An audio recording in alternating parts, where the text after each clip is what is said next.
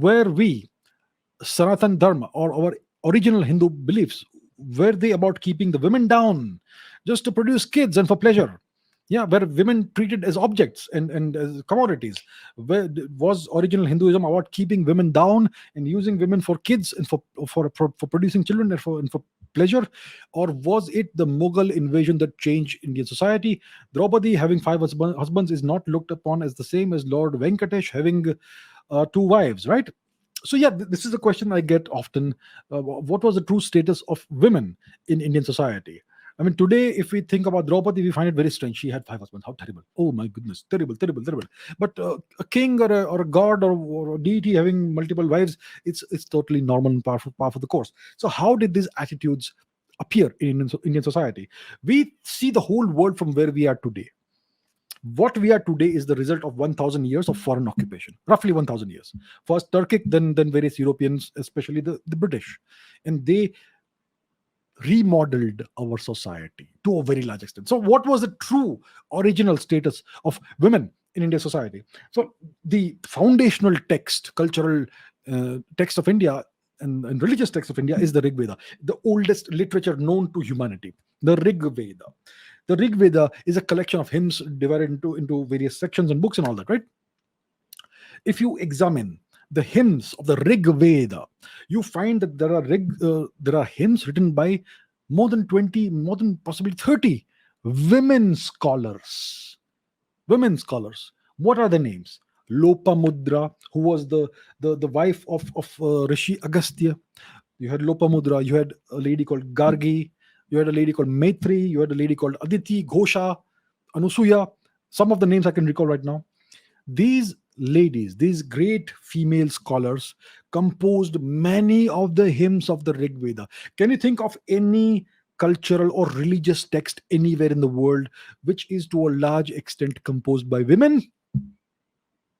The most sacred, the holiest religious text that we have in Indian civilization, the Rig Veda, it is to a large extent composed by women scholars, women who rose in the scholarly scale above 99% of men, maybe 99.9% of men. That's how great they were. That's how accomplished they were.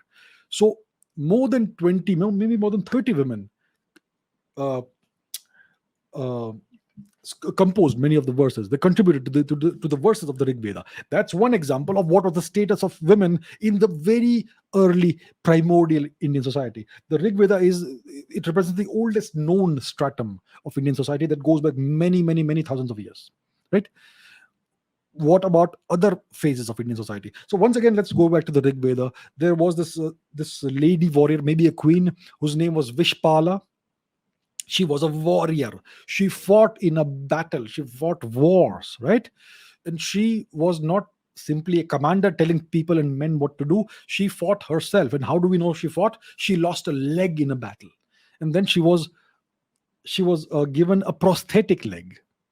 This is the first record in human history, the oldest record in human history of a prosthetic limb. So this queen Vishpala, she fought in a war, she lost a leg, and she was able to survive that incident.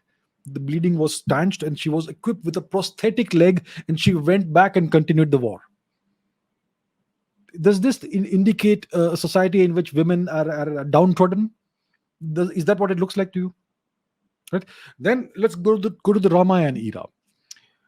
One of the wives, yes, the king of Ayodhya, Dasharath, had, I don't know, three wives. Yeah, terrible. How patriarchal. Three wives. Well, one of his wives was Kekai, who is not a very nice lady. We don't like her very much because of all the political machinations she did.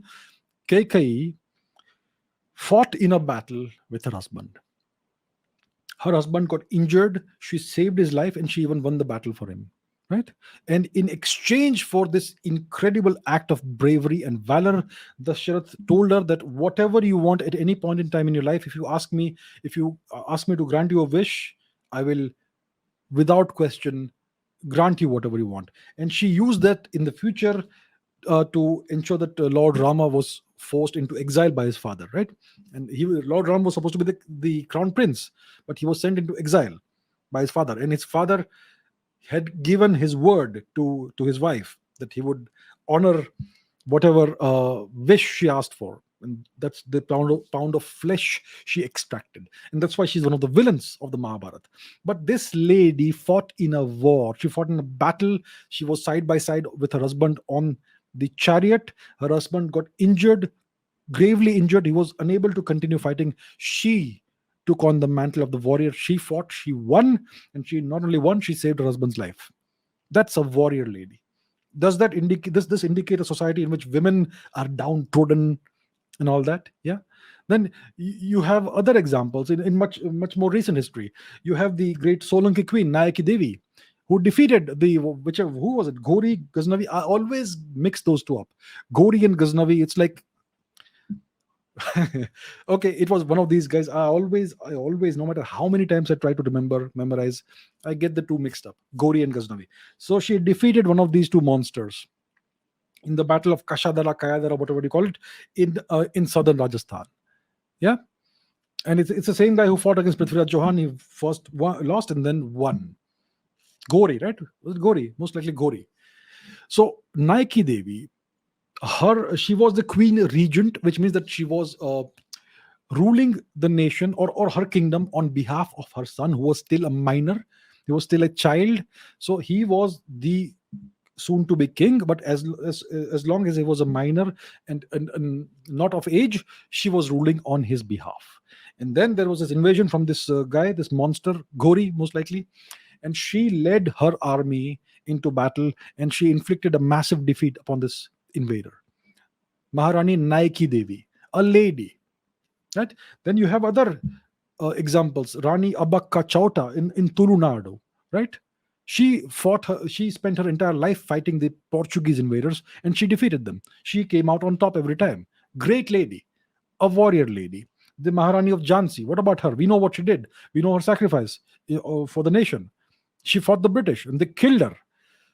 So does this look like a culture, a civilization that oppresses women and all that? And eventually what happened in the past 1000 years is that various foreign influences came into India, and India society was gradually destroyed, distorted. It stopped functioning the way it is supposed to function, that the way it was designed to function, and all kinds of social ills and problems crept into Indian society, slowly, gradually, slowly, steadily, inch by inch, they came into Indian society, because the society was not allowed to function the way it was supposed to function. Right? For instance, you had this tradition. Let's talk about Kalinga, Orissa. You had this tradition called the Mahari dance tradition. Mahari, the word Mahari comes from Mahanari, great lady. So these were ladies who would dance in temples. Dance was the form of devotion to the gods. It was on par with yoga, various forms of yoga, Hatha yoga, Raja yoga, and so on and so forth. Right? And this is something I learned from a lady whom I've had a podcast with, which will soon be coming out. Uh, so later what happened is that this dance form was corrupted, and it was used by the invaders for entertainment, and that's why the perception of society changed, and they started regarding any dance form in which a woman performs as something that is not very nice. Right? And that's how all these various distortions started creeping up into Indian society.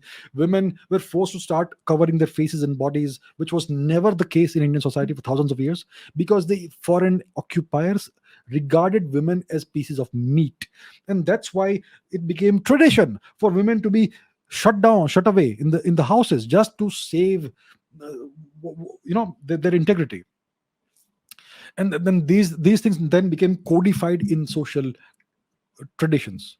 And that's why you have, especially in northern India, very oppressive customs when it comes to women. It was done for the safety. It became part of tradition over hundreds of years. So think about it this way.